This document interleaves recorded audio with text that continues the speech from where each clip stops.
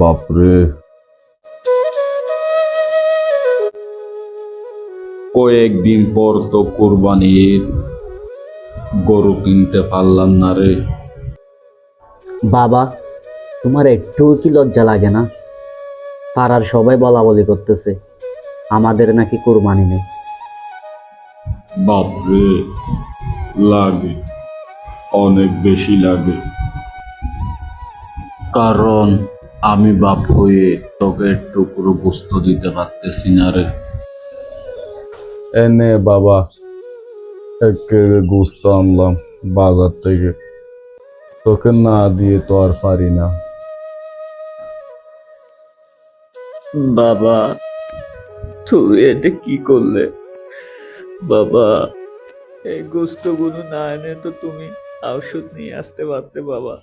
বাবারে, তুমি এমন কেন বাবা? বাপের এমনই হই বাবা, আজ বুঝবি না, যেদিন তুই বাবা হবি সেদিনই বুঝবি।